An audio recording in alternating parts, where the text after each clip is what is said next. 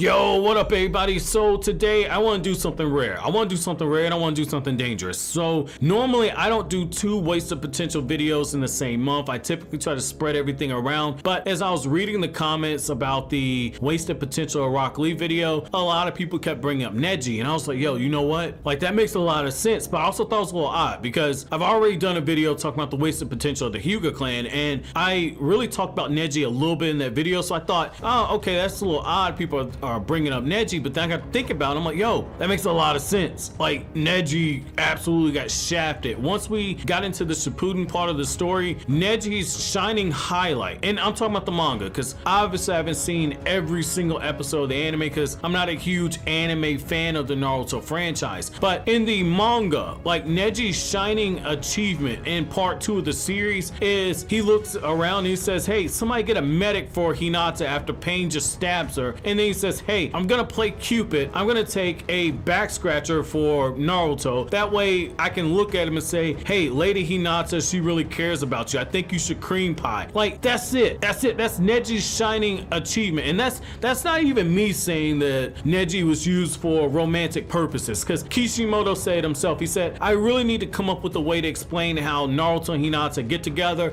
And so I'm gonna basically paraphrase what he said, but he said that Neji was meant to serve the Cupid role in a way to kind of jumpstart putting Naruto and Hinata together. So I mean, the fact that Neji was a sacrificial lamb for a pairing, that makes him the primest candidate for a wasted potential. Now, I want to backtrack for a second. I want to backtrack because I mean, I'll talk about the pairing stuff later on in the video, but what I want to do is I want to kind of point out to you guys that, at least in my opinion, and obviously this is an opinion video, but in my opinion, I really feel as if when you look at Neji's development from the chunin exams all the way up until the conclusion of the Sasuke retrieval arc, and you had Naruto and Jiraiya walking out of the village, I really feel as if we saw Neji go through not a complete character arc, but enough of an arc to where I really feel as if Neji probably could have had his own spinoff. Like I legit think that we could have had Neji as a main character for another series. And the reason why I say that is, let's just look at him when we get introduced to him, right? Neji is somebody who's super talented, he's a little bit stuck up, but then when you look at his past and everything, he's got a clear problem with the ninja system, and not to the extent of somebody like Sasuke who wanted to do away with the system altogether, but he had a problem with the branch system.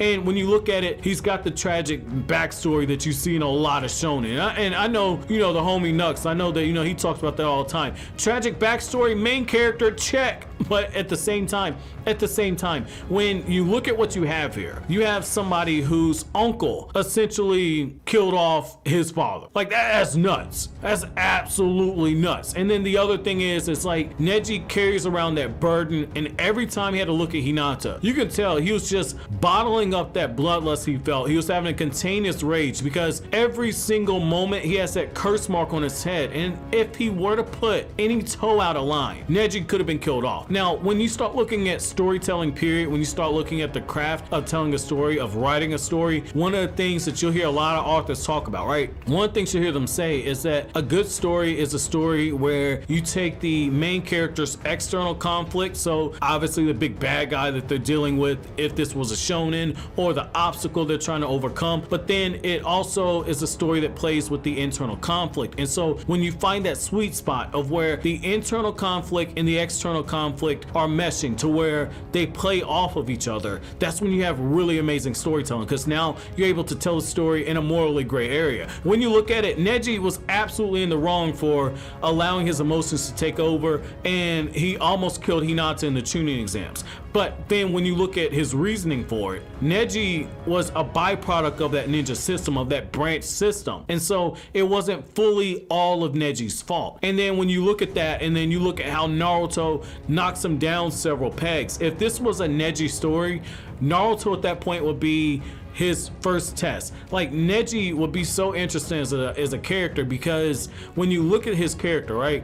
He's essentially what happens when the main character goes on the hero's journey and he refuses the call to action. Like, he knows what the right option is, he knows what the right path to take is, he tries to do right, but because he ignored that call to action, every path that he goes through is going to be something that's going to lead to his failure, or it's going to be something that kind of takes him further and further down a path that ultimately leads to his death, which is what exactly happens. Neji ultimately died. Now granted, he died on his own terms. He died what I like to call a very beautiful death, at least before Kishimoto brought up the whole pairing thing, but he was able to free himself of that cursed bird seal. And the fact that we don't see the Hyuga even practicing this right now, you can really argue that Neji's death probably did away with that. So I mean, Neji didn't die in vain, and yet at the same time, when you look at it, it's just like, if you're gonna have Neji sacrifice himself, Neji really and truly should have been given more leeway. We should have gotten more development with Neji. Like, the dude was a Jonin. What do you think it would be if you were able to see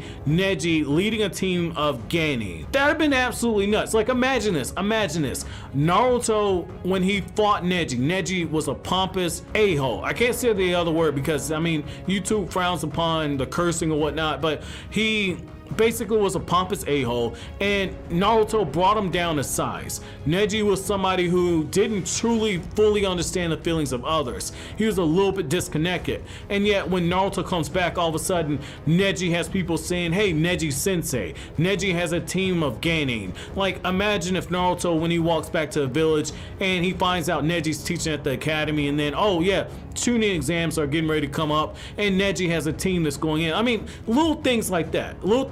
Obviously not in that order, but still, just little things like that. It could have shown us Neji growing. And the other thing is if you were to get to that point where Neji has other people who are dependent on him, people that are fragile in a sense, because I mean, that's what Genin are. Like, they're wet behind the ears, and if a mission goes south, they can legitimately get themselves killed because they don't have the experience. And because of that, Neji would essentially have another curse seal on him. Like, the reason why I call that a curse seal is when you have people that you're responsible for, when you have people that depend on you, that's a lot of pressure.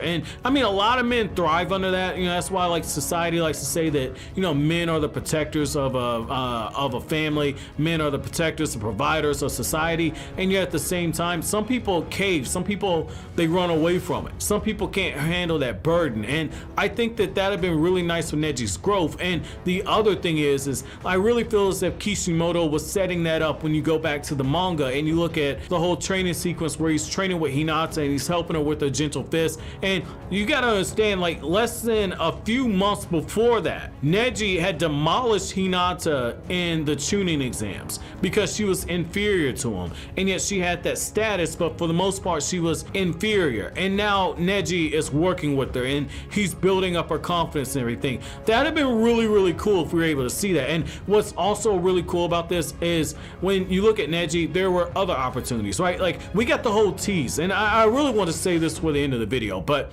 we got the whole tease of Sasuke versus Neji, and people are openly wondering who was going to win. Like, imagine this, right? Imagine this. Like, during the fight against Gar, you had people like Tenten saying, like, oh, this dude Sasuke is pretty good. I wonder if he can beat Neji. Like, Sasuke was absolutely insane in that battle with Gar, and people are wondering, I wonder if he can beat Neji. So I mean, the thing is when you jump to Shippuden, right? When you jump to Shippuden, and I'm saying Shippuden because you guys are anime, for the most part, anime only viewers, but when you get there and you get around, I want to say volume 49, 50, 51 of the Naruto manga, you get that declaration where the Konoha 11 have essentially decided, okay, it's time to go out and kill Sasuke, right? And Sakura assembles a team, and that team is meant to go after Sasuke, and we could have really seen Rock Lee fight Sasuke in a rematch. But the other thing is for whatever reason, I don't think Neji was on that team. Now imagine if Kishimoto had gone that route and we would have seen Sasuke. Oh man, yo, I just thought about this, right? Hold on. Go back to the 5 Kage arc, all right? Let's go back to the 5 Kage arc. Imagine if we were to get Sasuke at full power fighting against Rock Lee using the inner gates, and Neji using the Byakugan with the gentle fist trying to shut down Sasuke's chakra points. Like, imagine if we got something epic where Sasuke's shooting a Susanoo arrow at him and Neji's like, oh, this is chakra, and he uses the gentle fist and he's just going through and hitting all the points on it and just dissipates the chakra arrow. That'd have been awesome. That'd have been so sweet. Or imagine like Neji's using like the Gale Palm and knocking Sasuke around. Like, that'd have been so freaking awesome. That'd have been so awesome to see. And then let's just go to the war arc. Let's go to the war arc, right? Like, when you get to the war arc of the series, we should have seen Neji fight against his father, dude. We should have seen Neji fighting with Hinata's father against his father. Oh man, that'd have been so badass. That'd have been so badass to see that, man. Like, little small stuff like that. Like, if Kishimoto was gonna kill off Neji, here's the thing, right? Here's the thing. I'm okay with the fact that Kishimoto said, hey, I need to get Naruto and Hinata together. I need to start laying the framework for this because I did a pretty crap job trying to set everything up. And the only reason I'm saying crap job is when you look at it, like, yeah, little small tidbits here and there, but when you start looking at romance writing and just like the laws on that and how other shonen have handled romance, that was a complete crap out. He had snake eyes on that. But I'm okay with him saying, okay, I need to do this. I'm okay with him killing somebody from Naruto's generation because this was a war. You needed to have somebody die, but it didn't need to be Neji. Not for those circumstances. Like, when I think it was chapter 614. I want to say it's 614. I want to say it's 614 and it came out in 2012. When that happened, like, people were just in shock. They're like, oh my God, Neji died. Like, I'll never forget where I was. I'll never forget where I was. I was on campus. And I was reading in the UC, and that's the University Center at my college. And when that chapter came out, I'm reading, I'm just completely, I put the tablet down, I'm just in shock, and I said, oh, S word or whatnot. And it was just like, oh wow, somebody finally died from Naruto's generation. And then you cheapen it with Neji died in order for Hinata to give birth to everyone's favorite main character, Boruto Uzumaki. And then when you look at it, it's just like there was nothing poetic about it at that point now. Like, before Neji died on his own terms, Neji was somebody who talked about fate and destiny and everything. Now imagine what Neji would say if he was able to look at Naruto now and say, oh, wait a second,